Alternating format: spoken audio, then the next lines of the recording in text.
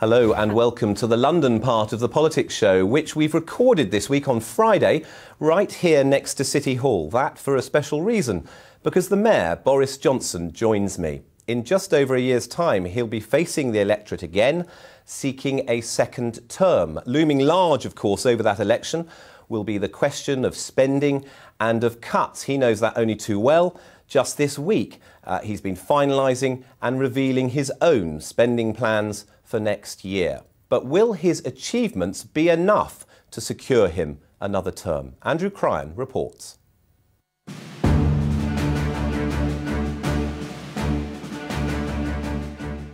Full-scale hostilities may not have commenced, but the early skirmishes certainly have. The battle lines become apparent. This is what London looked like after the last elections. The blue bits voted for Boris and the red for Ken. But this time the roles are reversed. Mr Johnson as mayor needs to defend his outer London territories. Achievements like a freezing council tax and a fall in crime will be used to see off insurgents, who say his decisions have too often ignored the suburbs. All the cuts that Boris has made has been cutting projects in Croydon and in Barking and Havering, all over the place. The transport projects were cut. The only transport project he carried on with was the bike scheme in Zone 1. Certainly docking points for the cycle hire scheme don't reach far out of the centre of town. His cycling superhighways don't do much better. Scrapping the western extension of the congestion charge zone, again, a central London thing. The Mayor will point to an increase in police numbers and a fall in crime across London. But again, the suburbs do slightly worse. 2 outer London boroughs have got fewer police under Boris, and in both of them, crime has gone up, along with 5 other outer London boroughs, by as much as 10%. Perhaps with an eye on strengthening the defences, the Mayor has just parachuted in a new outer borough advisor, the leader of Bexley Council, Teresa O'Neill. But will this strategy counter Labour's accusation that far from the suburbs, it's the square mile, London's financial centre, which is the focus of the Mayor's attention? Boris Johnson has had 70 meetings with bankers since he became mayor. He's only met the police 43 times. He's only had 5 press conferences. I mean, he has prioritised bankers. Now, fine, but bankers only actually create 10% of the London economy. City Hall were only able to point us in the direction of one single visit to outer London made by Mr Johnson in the last year, which was not used to get attention in the media. But all of this, of course, could change. The election will be in May next year, and in that time, even the best laid plans may well go to waste. Andrew Cryan reporting there. Boris Johnson, that would be an interesting reversal if it was you now who was the Zone 1 mayor. Well, it certainly would be, but of course it's not remotely reflecting reality. As far as I can remember, when the previous guy was knocking around, he went to Havana more often than he went to Havering. So I think his conversion to the cause of outer London, though welcome, is a little bit transparent in its. But are you vulnerable here? Is that true? We asked your office about your visits. Let me just say on the visits and on outer London generally, I'm incredibly proud of what we've done in across London, but particularly in addressing the priorities of people I met during the campaign in outer London. And do you remember how much they cared about, for instance, bus crime and ease of transport? We've done 2 big things there. Bus crime is down 30%, crime overall is down very substantially, and that really mattered to people in outer London. And we've done little sensible things like oysterising overground travel, so you can the overground railways, and that's very, very beneficial for loads of people in the suburbs. We've planted thousands of trees across outer London. There's scarcely a week goes by actually when I'm not doing something in outer London. There have been, media opportunities and visits, but you haven't been out. Are you listening to concerns? Have you been meeting local people, local council leaders, police officers? There was a pledge, wasn't there, to meet borough commanders every month. Has that happened? I meet the police the whole time, and I mean, that stuff about meeting bankers more than police, complete nonsense. Have you held these regular meetings with a borough commander every month, as you promised? I meet local people. Have you done that? And it's perfectly true that I don't have regular meetings with borough commanders. You did say that initially. I mean, your priorities have changed then, have they? But I have repeated meetings with the police. And, you know, if you'd come with us, if you'd been there in Bexley the other day, where we had a fantastic walk around and talked to the people who are volunteering to become special constables. No, we'll come on to all those areas in a moment. But let's look at that. I mean, you talked about crime. In 7 of those boroughs, you've got a good story to tell about crime London-wide. It's been coming down. 7 of those outer London boroughs, it's been going up. It's outer London boroughs that are affected by ticket office closures. Most of those are happening there. We've seen the cycle schemes don't go out to those outer boroughs. There are fewer affordable houses being built. I just wonder, have you taken your eye off the ball here? No, on the contrary. And I think if you look at what we've achieved on affordable housing, Tim, it's a quite fantastic record. And clearly there is going to be parts of London where building more affordable homes are going to be more suitable than other parts. What's your outer London Commission achieved? If you look at the record of building more affordable homes over the last 3 years, it's remarkable. And if I had to make one general point, I think a lot of people were, obviously surprised when I became mayor. They were amazed that someone who didn't have huge experience in local government in London had achieved this incredible office. But I think when they look at what we've achieved over the last 3 years,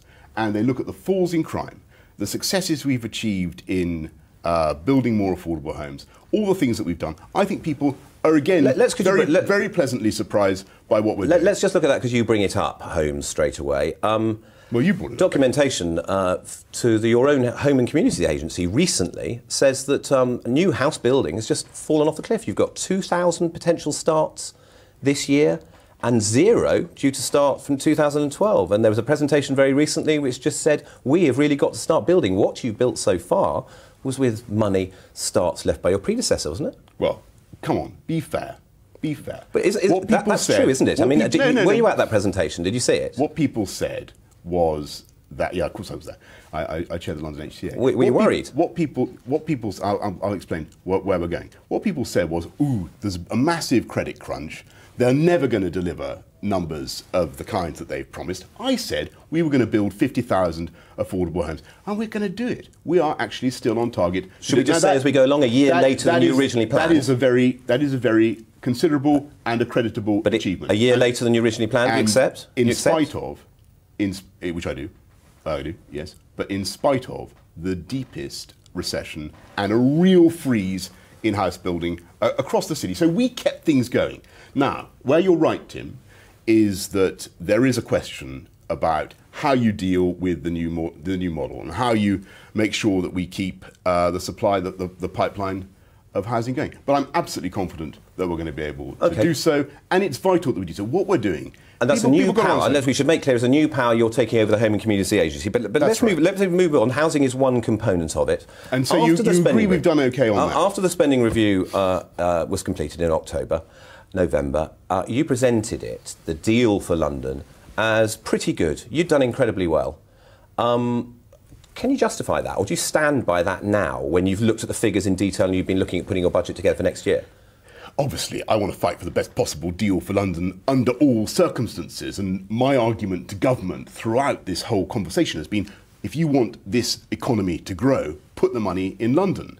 And I think one point that we really succeeded in getting across to the nation and to the government was that if you invest in transport infrastructure in London, you will be creating the conditions for long-term growth. People said we wouldn't get Crossrail. We did. Did they? I mean, the Crossrail was virtually there already, as you know. People said do you think any government, where they're looking in terms of investment, and this government, the coalition government, has made clear that it would carry on with investment, so presumably Crossrail and Tube, it would have been a foolish government that was going to stop those, but you're claiming that as some kind of persuasive victory on your part?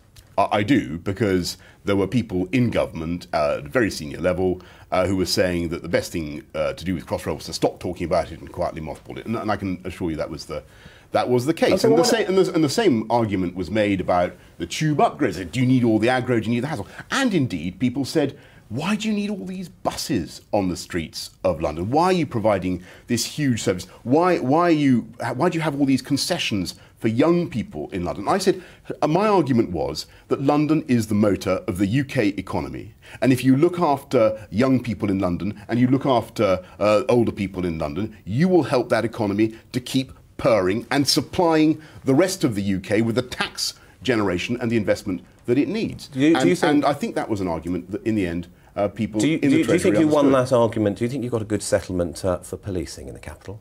I think if you look at what we've been able to do with the police budgets, and not quite the question before we go any further. Do you think you got a good settlement? Did you get good money from the government? It was a tough settlement, but we've been able to make it work. I mean, can I just... the money that you got from the government, would you have said that that was good enough to provide a sustainable policing service in the capital? We are going to make it work, Tim. But would you say it was unsustainable what the government gave you?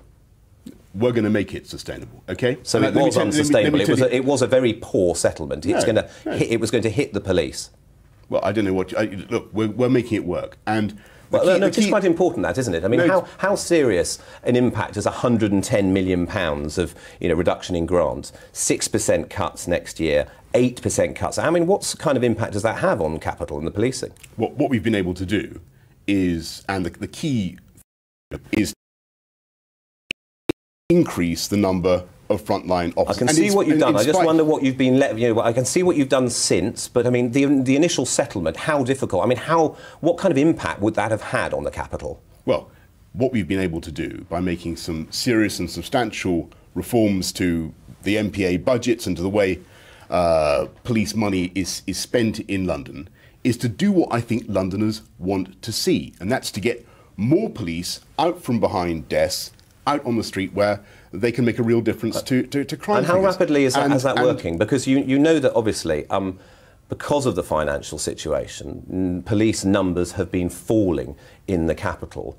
Well, that's not true. They have been falling, as you accept, don't you, from 2009, a peak of 33,300. You do accept that, don't you? No, because the actual number of operatives, rather than the headline establishment figure, was considerably lower than 33,000.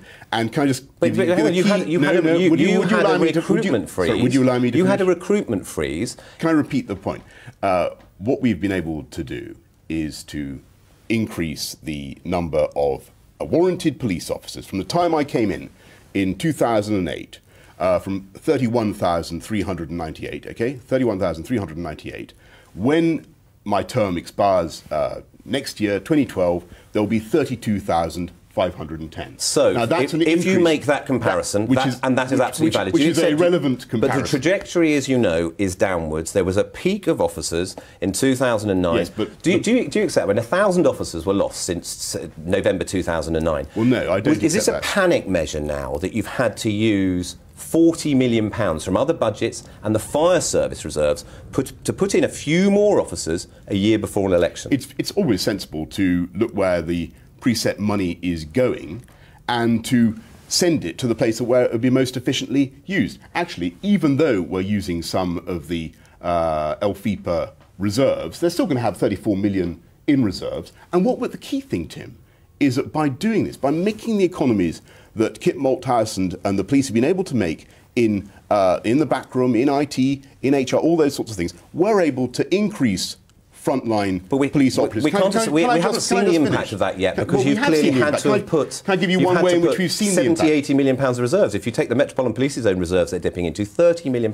This is money you can't use again. Well, that's I'm afraid, not quite true, because we think that as we go forward, there will be further savings of the order of perhaps 50, 60 million that we can make. And the general point is, and the reason I'm so confident about this, is that as we look ahead, I think that the overall fiscal position of the country is going to improve, and you're already seeing substantial surpluses now being built up by the Treasury. I think so our overall position is going to... And so, we are actually able to continue with a very high number of frontline police. Let's talk about the frontline policing. Let's talk about frontline policing in a little bit more detail, because you know how important the safer neighbourhood teams are. Now, I just want to be clear from you whether you have the power to move those officers around, to tell the police what numbers you want in these areas and where they go. Okay, I understand that. Do you have the power to do that? Can I just make a general point? Could you just answer that one first, though? Do you have the power to do that?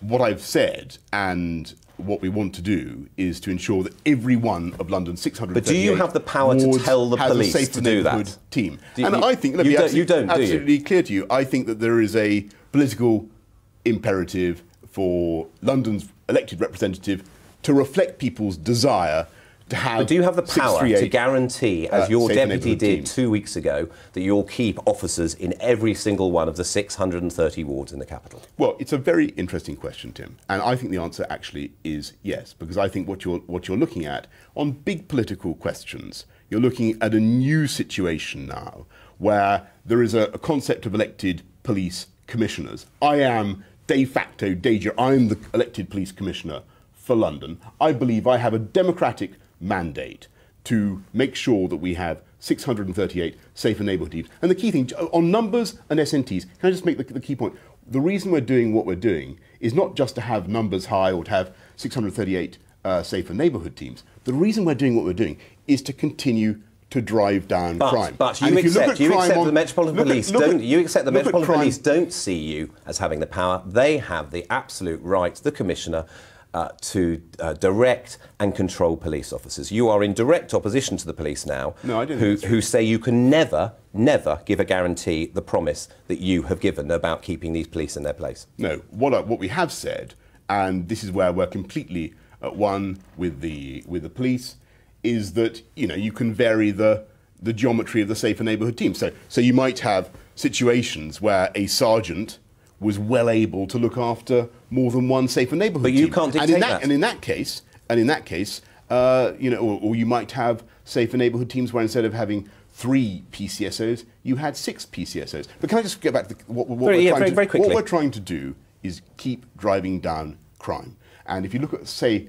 crime on robbery on public transport, is now being cut in half in the last 3 years. That's a very substantial achievement. And the benefit of that, Tim, is you make a safer city, a more attractive city, a place people want to come and live in and invest in and bring up their kids. And that is the name of the game. There are huge economic benefits to what we're doing. At this time of great difficulty, have you allied yourself too closely with the world of finance and with bankers? Obviously, I'm not a banker. I think it's important to have a financial services industry in London. I think it's good that Barclays coughed up 25 million for the bike car scheme, quite frankly. You think that was good value? I think they could cough up another 25 million. Have you asked them to do that? Well, I won't conceal it from you that I have, yes. You have asked them. Are they going to give you some more money? Well, I sincerely hope so. But this is very And they should. Why? And they should. Let me tell you why. Tim. Because these people have received substantial sums of money from the taxpayer to keep the whole banking industry afloat. And I stick up. I'm going to be the last politician in Britain who's willing to say a word in favour of financial services, and I am, because these people generate hundreds of thousands of jobs. Can I just ask you about this? Because you've asked, they generate £31 billion worth of tax. We need them. You're saying you like them or loathe them. We need them. You say you've asked Barclays for more money. Do you think their chief executive Bob Diamond should keep his bonus when it's announced and is expected to be £8 million? Well, what Bob does with his bonuses what Bob Diamond does with his bonuses are a private matter. But if I was, are you concerned at these times? All I will say to you, Tim, if I was handling the PR of Barclays Bank, my view is, that banks generally, people who are privileged to receive substantial sums in bonuses in an industry that was guaranteed by the taxpayer, that was propped up by the taxpayer, I think they should think very carefully about the way those bonuses are received and what they do with them. And yes, I would like to see a greater share of their earnings going to the city that surrounds them, the community that surrounds them. And we're seeing some progress. Good. We're seeing some progress. We're starting to see people giving more. But my view is that there's a long way to go. But it's a long day's march saying that and then saying, well, you know, the best thing for London would be to machine gun the bankers or deport them all. That, I'm afraid, is not a credible economic policy for this city. And on that note, Boris Johnson, thank you very much Thank you, indeed. Tim. And that's all from London this week.